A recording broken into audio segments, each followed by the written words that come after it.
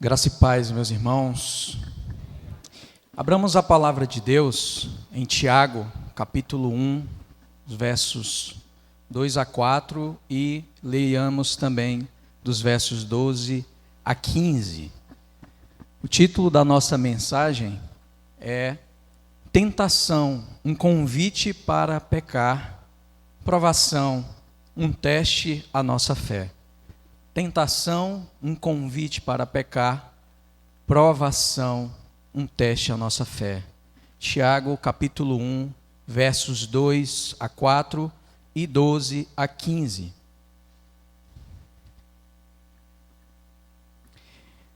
Meus irmãos, tende por motivo de toda a alegria o passardes por várias provações, sabendo que a provação da vossa fé, uma vez confirmada, produz perseverança. Ora, a perseverança deve ter ação completa, para que sejais perfeitos e íntegros, em nada deficientes. Versos 12 a 15. Bem-aventurado o homem que suporta com perseverança a provação, porque depois de ter sido aprovado, receberá a coroa da vida, a qual o Senhor prometeu aos que o amam. Ninguém ao ser tentado diga, sou tentado por Deus, porque Deus não pode ser tentado pelo mal, e Ele mesmo a ninguém tenta. Ao contrário, cada um é tentado pela sua própria cobiça, quando esta o atrai e seduz. Então a cobiça, depois de haver concebido, dá à luz o pecado, e o pecado, uma vez consumado, gera a morte. Amém. Oremos. Senhor, fala aos nossos corações, Pai, através da meditação da Tua palavra nesta manhã. É um privilégio para nós, Senhor, estarmos vivos, respirarmos e podermos, ó Pai amado, como igreja do Senhor, nos reunirmos essa manhã. Sê conosco, ó Deus, fala ao coração do Teu povo, fala ao coração da Tua igreja através da palavra do Senhor, em nome de Jesus. Amém. A vida cristã, ela é marcada por desafios e muitas vezes enfrentamos situações que nos testam profundamente.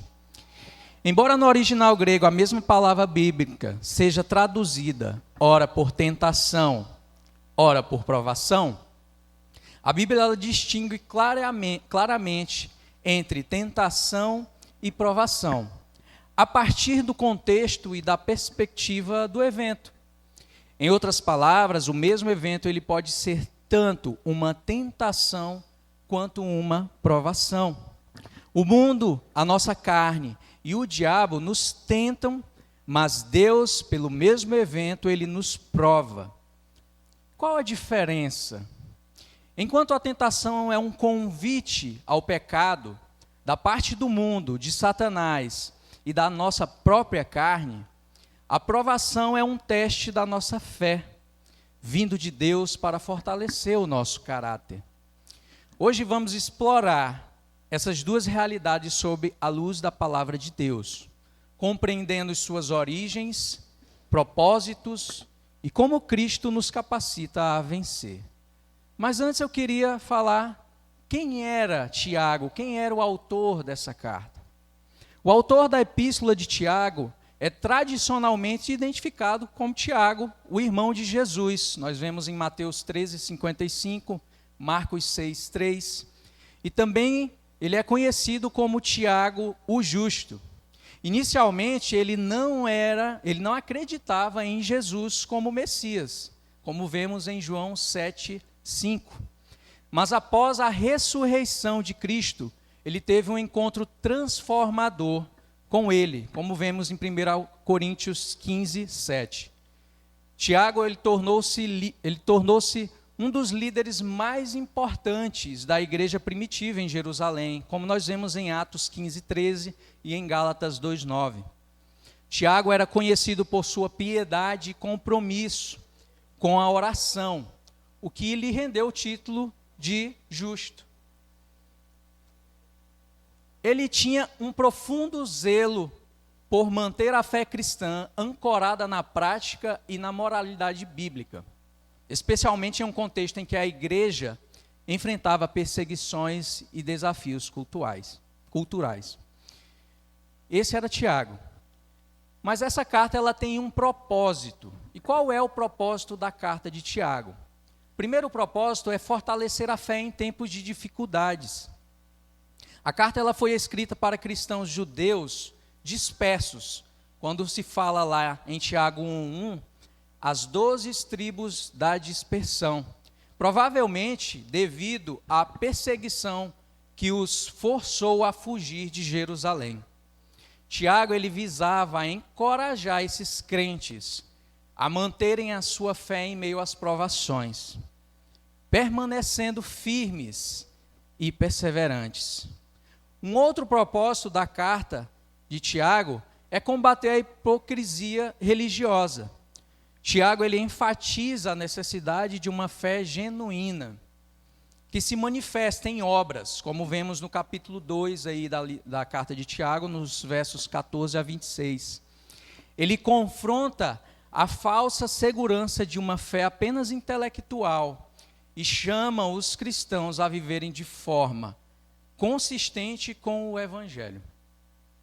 Outro também propósito dessa carta é promover a santidade e a justiça.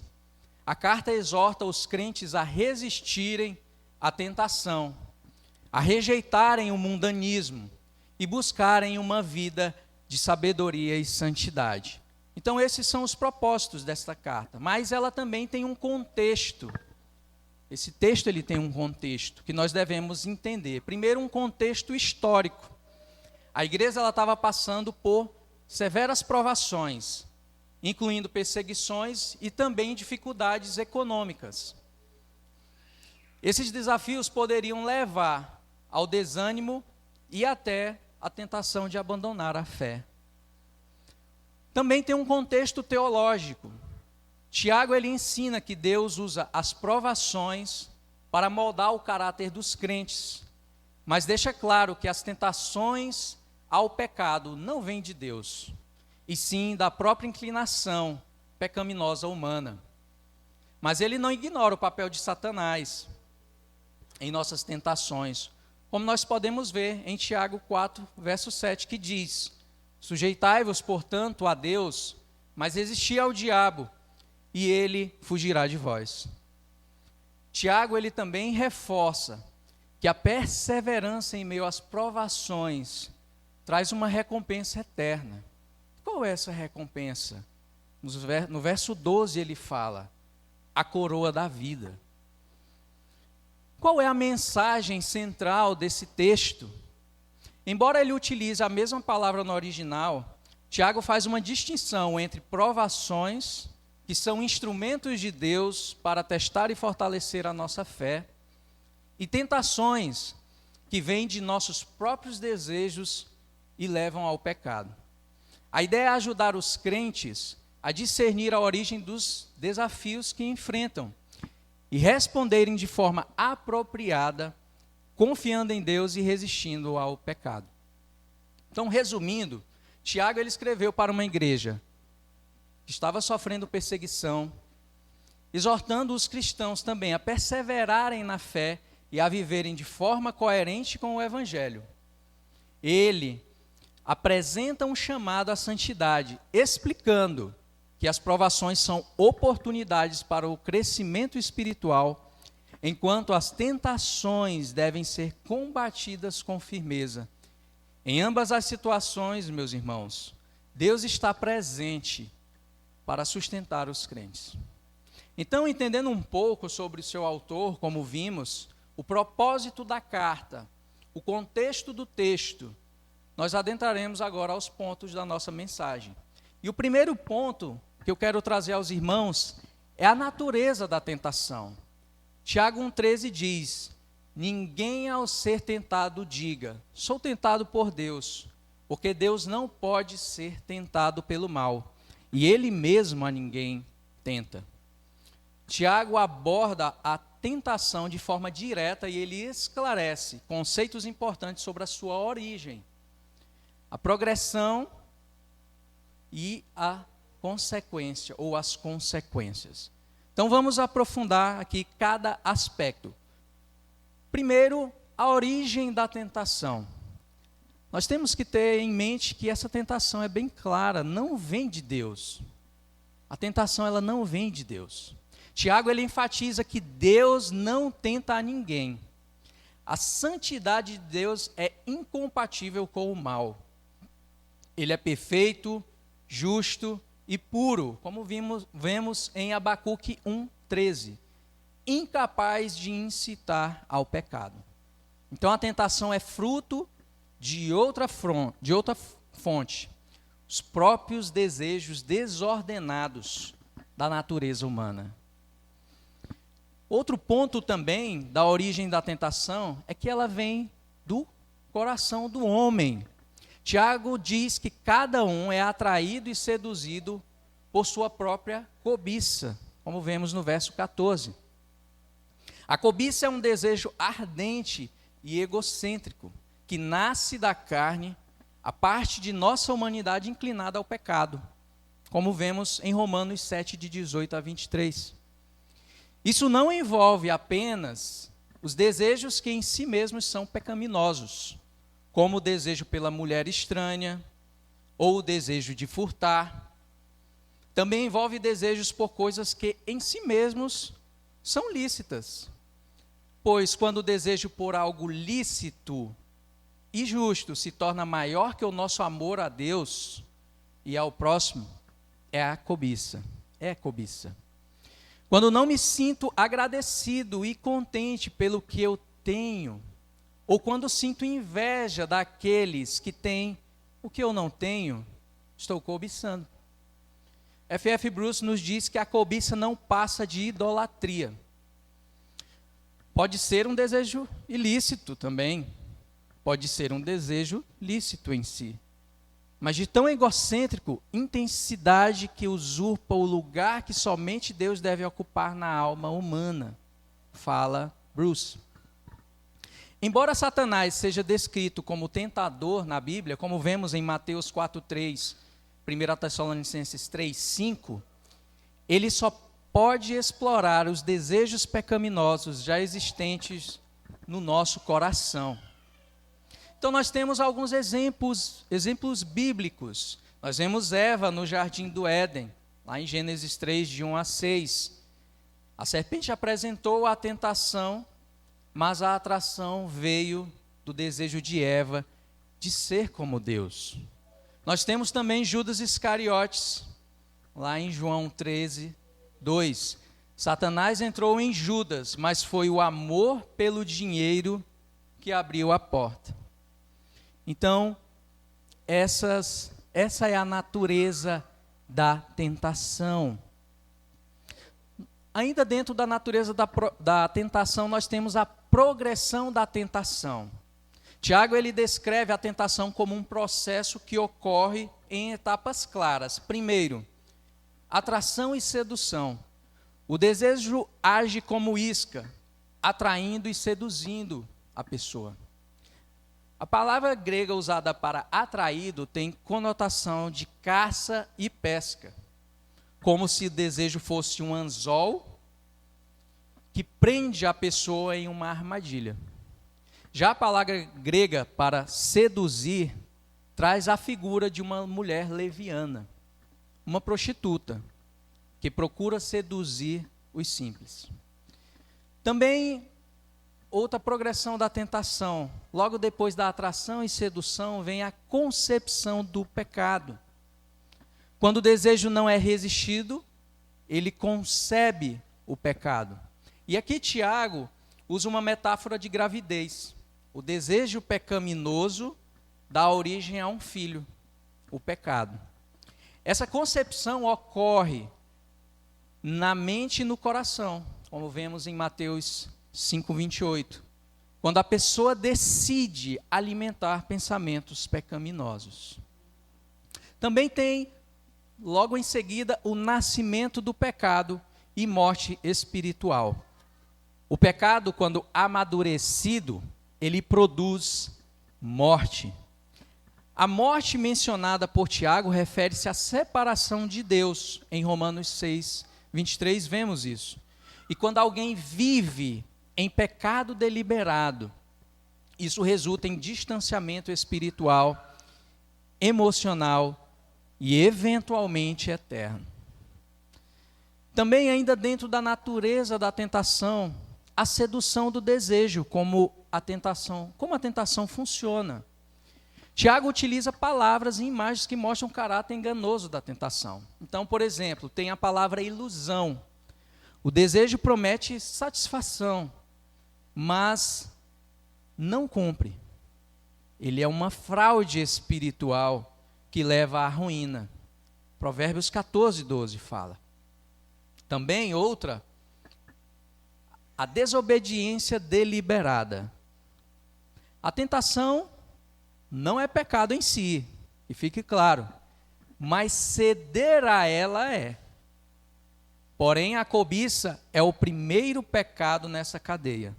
Nesse sentido, o simples desejo, cujo objeto me é proibido pela lei de Deus, já é pecado.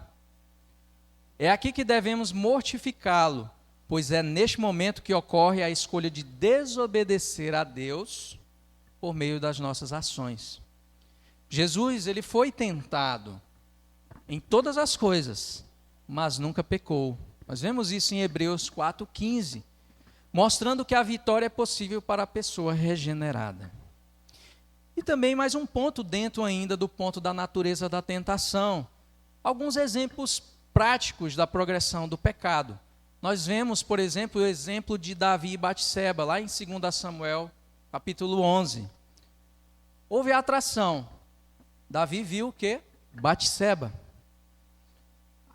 Houve a concepção. Ele desejou possuí-la e enviou servos para chamá-la. E aí veio o pecado. Ele cometeu o adultério. E em consequência disso, trouxe morte e sofrimento para a sua família.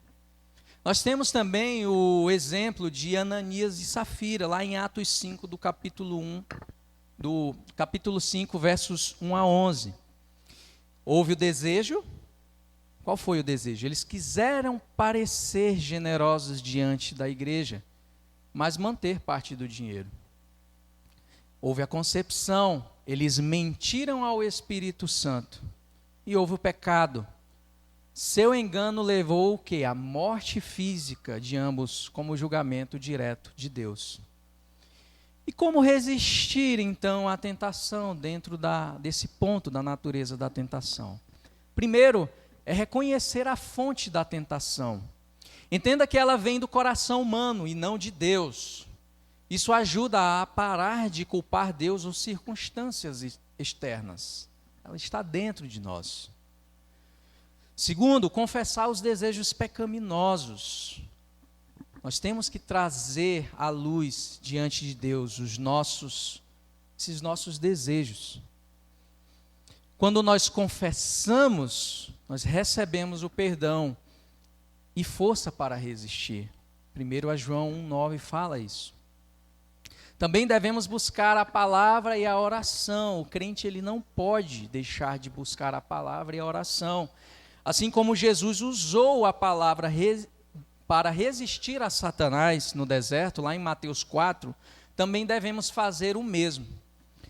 A oração ela nos fortalece contra a tentação. Outro ponto também é fugir da tentação. Nesse ponto de resistir, é fugir. Paulo diz que Deus sempre provê uma saída, em 1 Coríntios 10, 13. E isso pode significar evitar situações, pessoas ou ambientes que alimentem o desejo, o nosso desejo de pecar. E também viver no Espírito. Andar no Espírito é a chave para não satisfazer os desejos da carne. Gálatas 5,16 fala isso. É pelo poder do Espírito que mortificamos os feitos do corpo. Romanos 8,13. Então, irmãos, um resumo desse primeiro ponto da natureza da tentação, nós podemos resumir no seguinte parágrafo. A tentação ela é um processo que começa no coração humano e se desenvolve até gerar consequências destrutivas, ela nunca vem de Deus, mas podemos resisti-la com a ajuda do Espírito Santo, da palavra de Deus e de uma vida de vigilância espiritual. Tiago nos alerta contra subestimar a seriedade do pecado e nos chama a buscar a santidade com perseverança. Então esse foi o nosso primeiro ponto da mensagem. Agora o segundo ponto é a provação. Nós falamos sobre tentação, vamos falar agora da provação. A provação, um teste de fé. A provação, um teste de fé. Então Tiago, capítulo 1, versos 2 e 3 diz: meus irmãos, tende por motivo de toda a alegria o passardes por várias provações, sabendo que a provação da vossa fé, uma vez confirmada, produz perseverança. Tiago apresenta a provação como uma realidade inevitável na vida cristã, mas com um propósito nobre e elevado. Qual é esse propósito? Fortalecer a fé e moldar o caráter. Então vamos explorar esse ponto em detalhes. Qual é a origem da provação? Primeiro, Deus ele permite e orquestra as provações.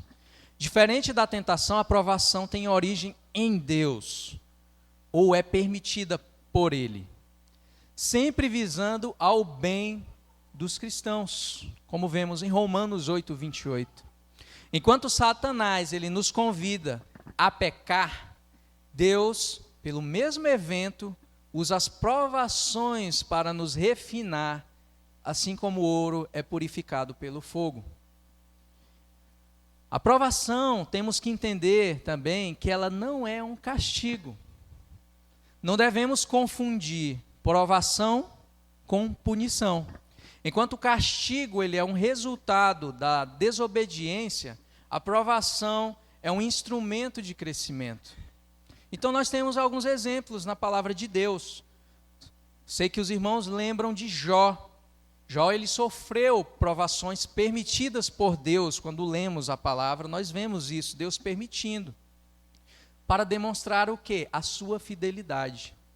Nós vemos lá em Jó, capítulos 1, 2.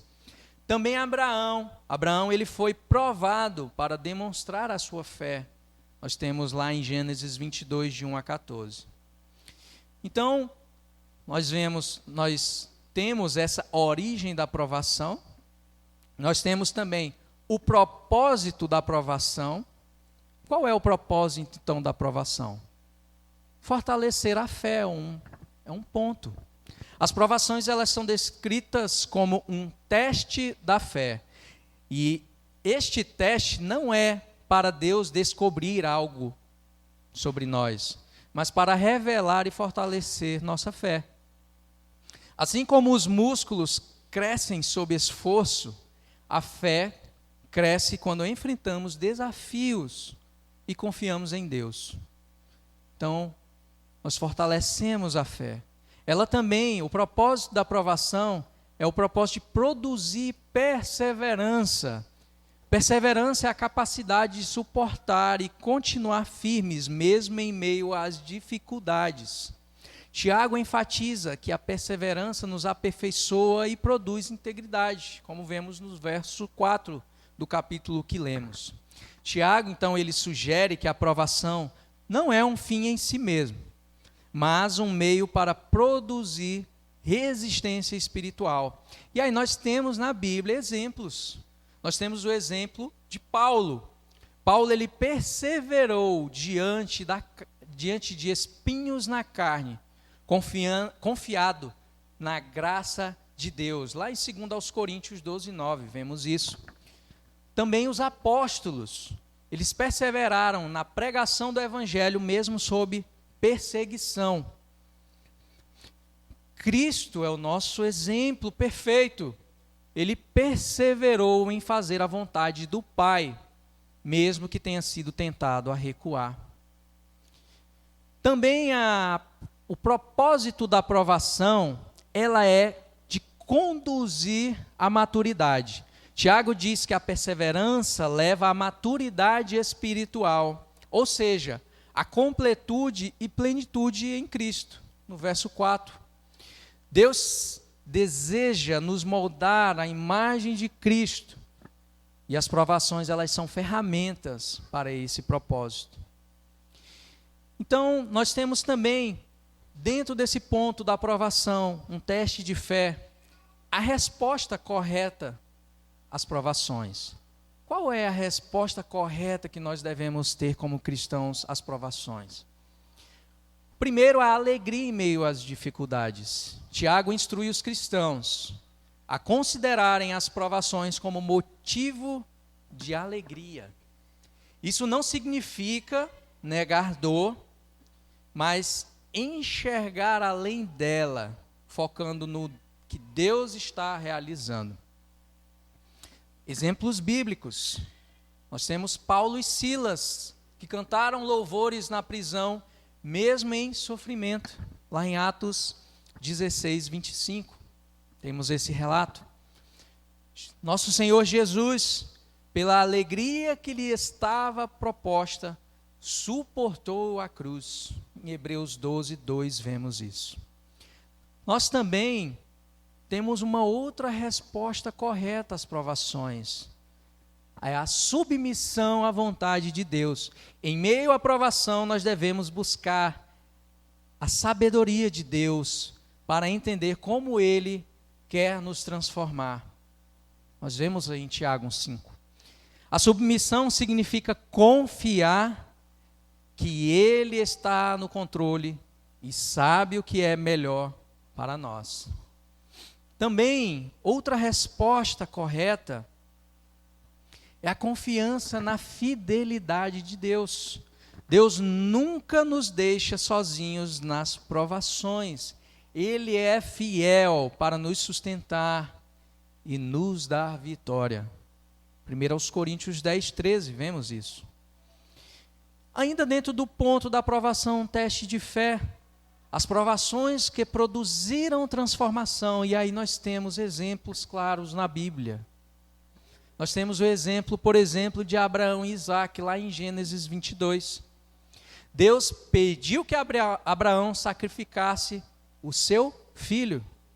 Essa prova revelou a fé e obediência de Abraão. E o resultado, qual foi? Abraão foi confirmado como pai da fé e recebeu a promessa renovada. Nós temos Jó novamente. Jó perdeu tudo, mas permaneceu fiel. Deus o restaurou e abençoou ainda mais abundantemente. Sua história é um exemplo de como confiar em Deus, mesmo quando não entendemos suas razões. Nós temos outro exemplo, irmãos, José no Egito. Lá em Gênesis 37 até o capítulo 50, José ele enfrentou traição, escravidão, prisão, e isso injustamente. No entanto, ele manteve a sua integridade e viu Deus transformar a sua provação em um plano maior de salvação para a sua família, e não só para a sua família, mas também para a nação. Outro exemplo, não podemos deixar de citar o nosso Senhor Jesus Cristo, que mesmo ele sendo filho de Deus, aprendeu a obediência pelas coisas que sofreu e foi aperfeiçoado por meio de sofrimentos, como vemos em Hebreus 2:10, capítulo 5, versos 7 a 9. Então, frutos da provação, dentro desse ponto da provação, um teste de fé. Quais são os frutos, meus irmãos? O relacionamento mais profundo com Deus é um fruto. As provações, elas nos levam a depender mais de Deus, aprofundando nossa comunhão com Ele. Também, um testemunho poderoso. Quando enfrentamos provações com fé, a nossa vida ela se torna um testemunho do poder e da fidelidade de Deus. Segundo aos Coríntios 4:17 vai falar sobre isso. Também uma recompensa eterna.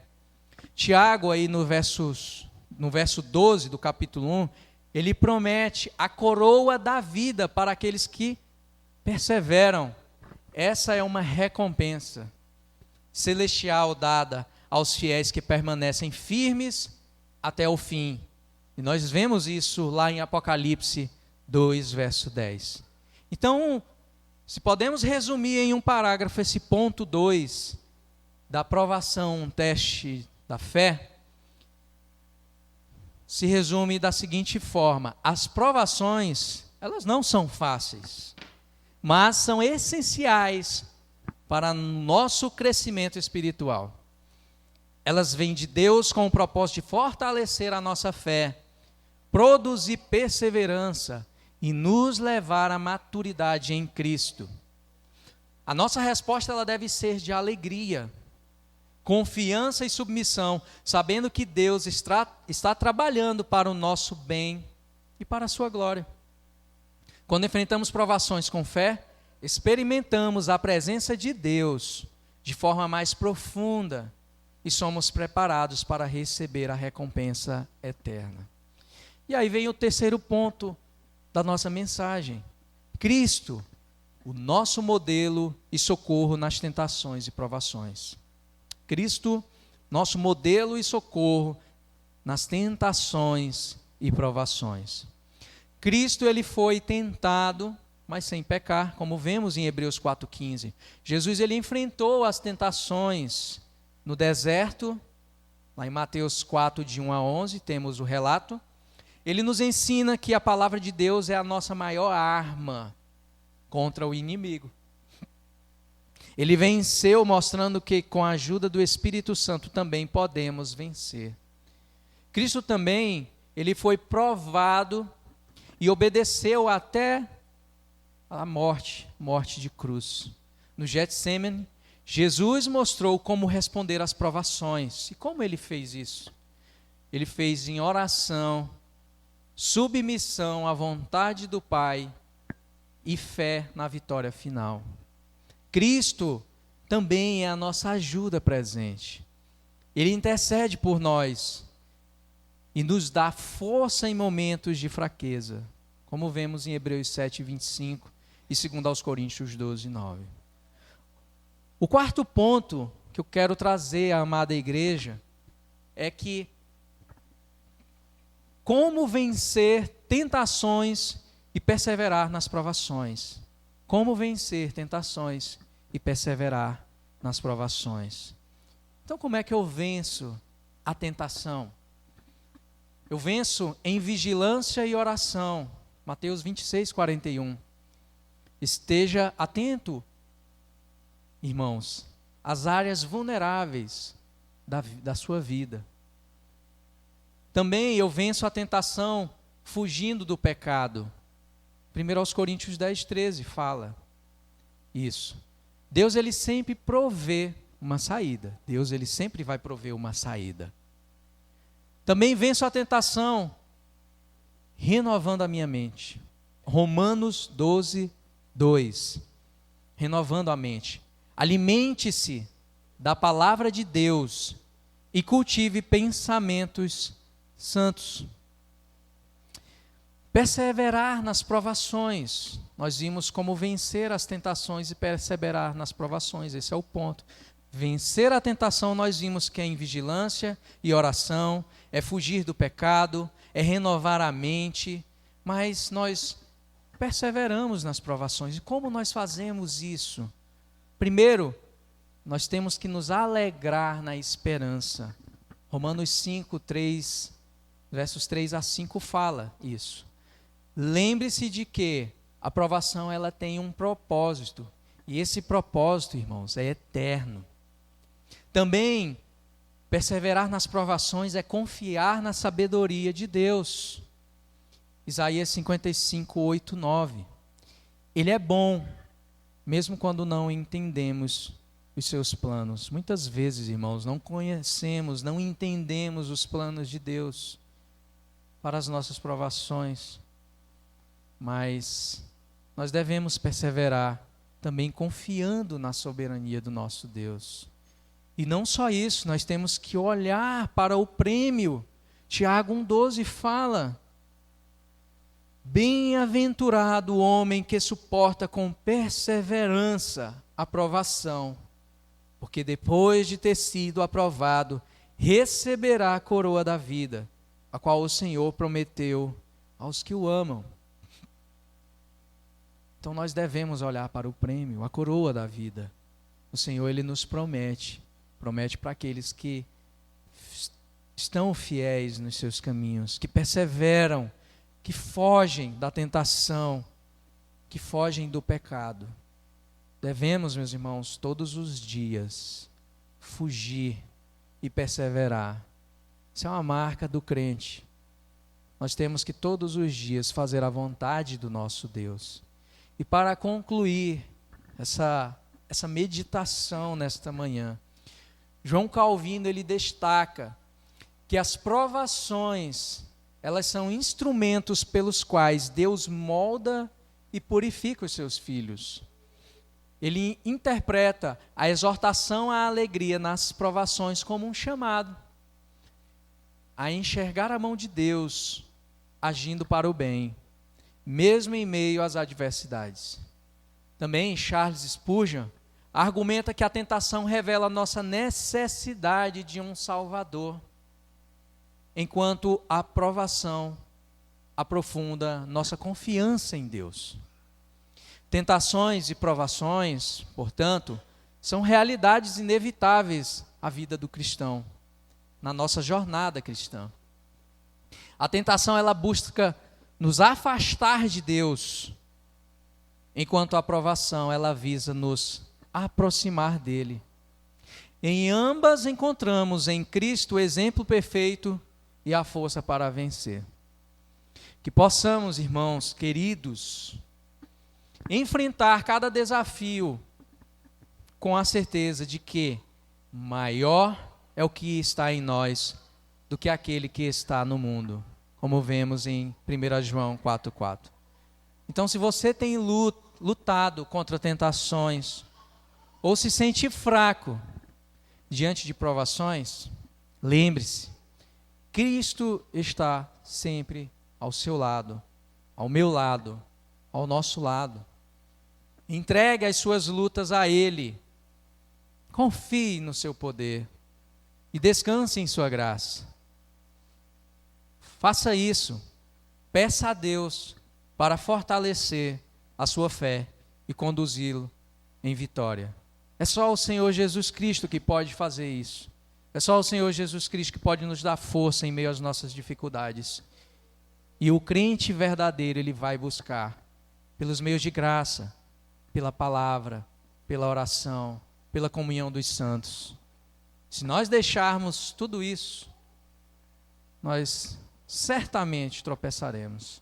Mas se nós confiarmos em Deus, em Cristo ao nosso lado, com certeza nós teremos vitória sobre vitória, até que o nosso Senhor venha nos resgatar.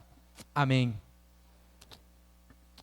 Queria chamar o presbítero Davi para fazer uma oração, finalizando a nossa meditação. Deus seja louvado, meus irmãos, através das nossas vidas.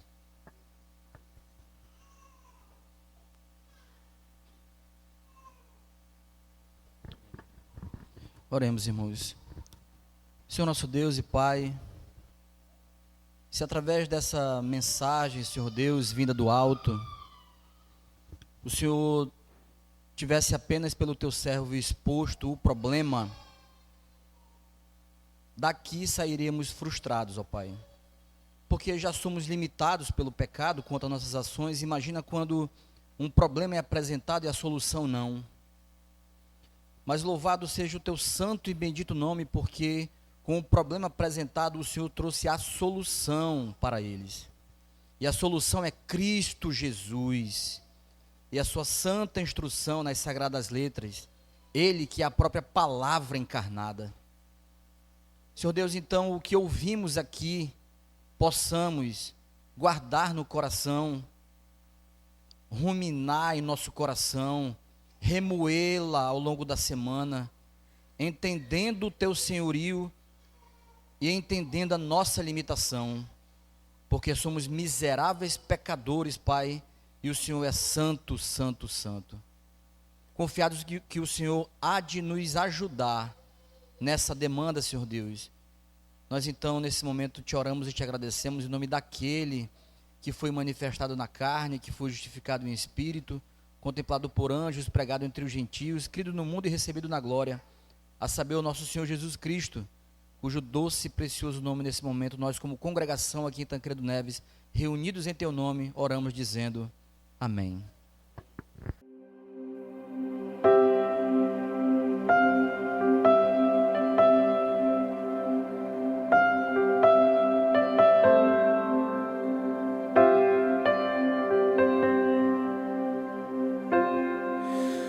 Tu és bem-vindo aqui.